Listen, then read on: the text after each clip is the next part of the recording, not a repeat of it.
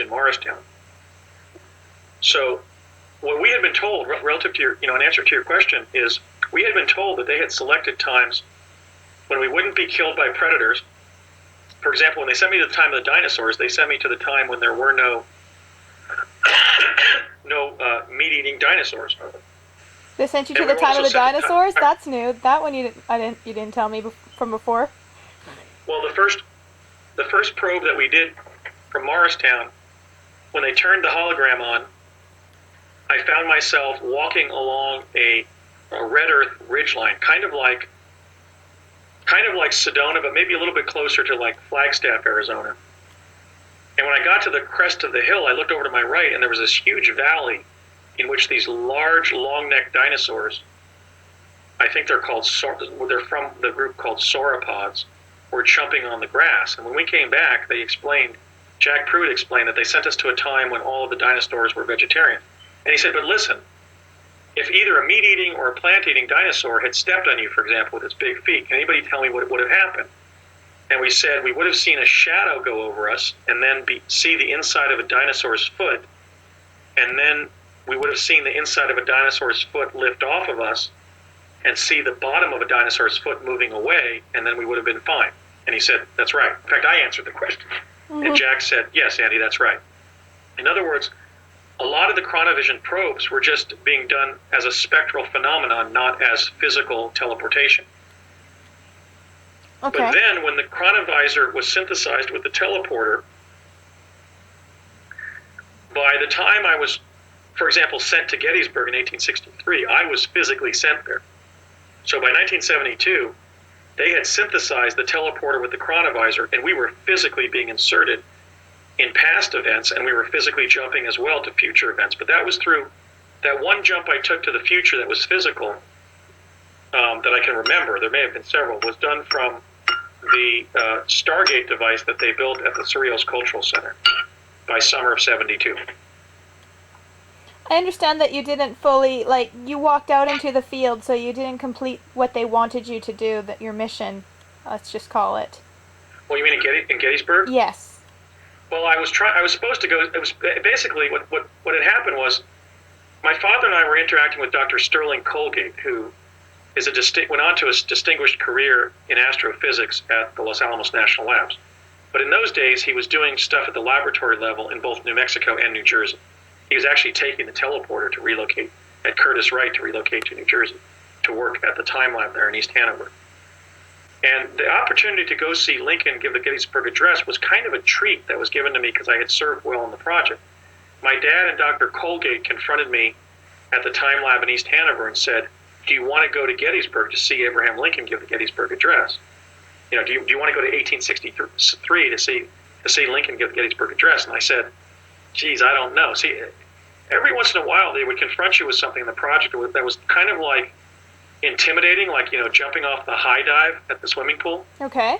It required kind of an exertion of courage to think, okay, that now you're going to send me through this, because we were often having to think on our feet when we were sent to a certain location.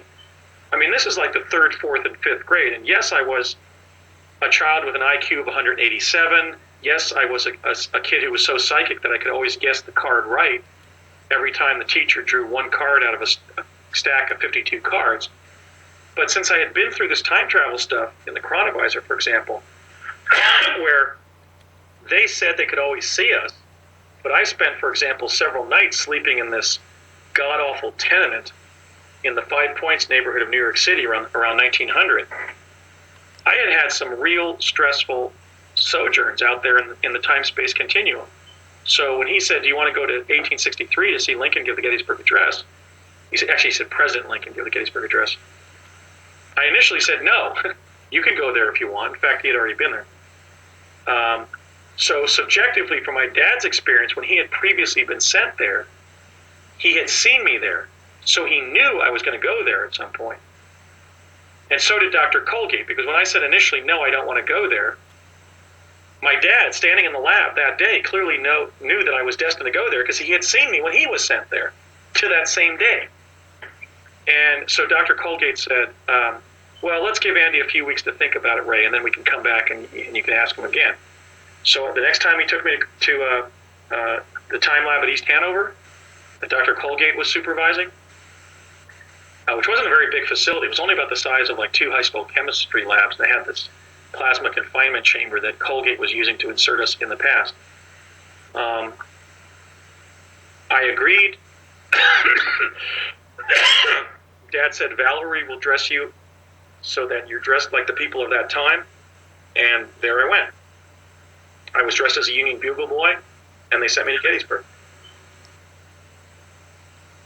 And but there wasn't any special seminar on like Civil War Army terms, so that if I was challenged by 2 officers at the corner of the dais where Lincoln was going to give the Gettysburg Address, I would know what a bivouac was.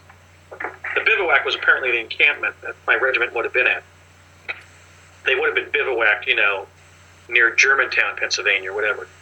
So we had to kind of think on our feet and try not to attract attention to ourselves.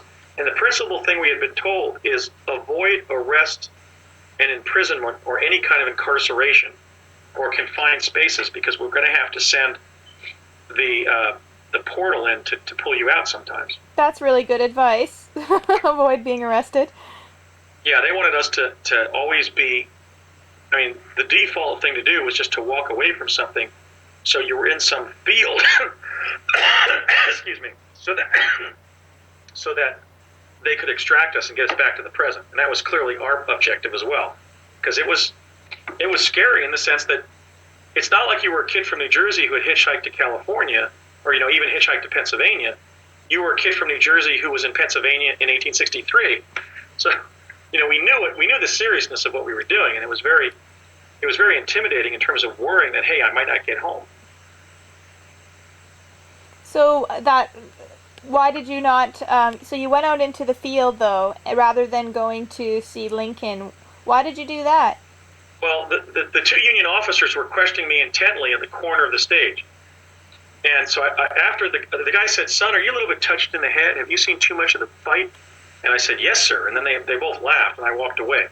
I walked about 200 paces from the dais because I just didn't want anybody else scrutinizing me, because it was clear to me I now had this Union parka on and these grossly oversized shoes.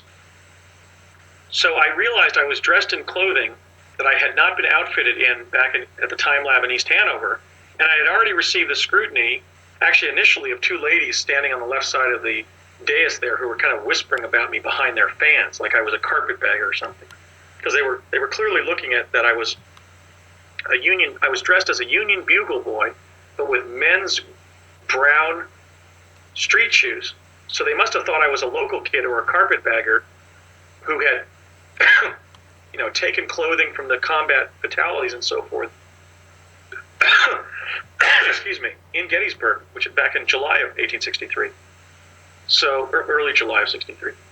So, I had initially received that unwelcome attention from the ladies who were gossiping about me, and then I was actually directly accosted by those 2 Union officers who must have been part of Lincoln's security detail or just the military battalion that was protecting the stage site there, just maintaining public order, or just wanted to see Lincoln give his speech there that day.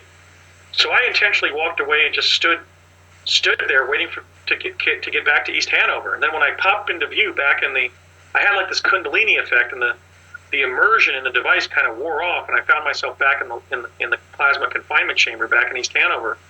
When I walked out of the chamber, my dad said, "What the hell do you think you were doing?" I said, "What do you mean?" And he said, "We sent you to Gettysburg to see Abraham Lincoln give the Gettysburg Address, and you just stood there like a goddamn statue." And I said, "Dad, I was doing an evasion procedure because the Union officers were questioning me over at the corner of the stage." And he said, like hell you were, you had to leave or whatever, like hell they were. Ultimately, you broke off and you could have come back to the stage, but you didn't.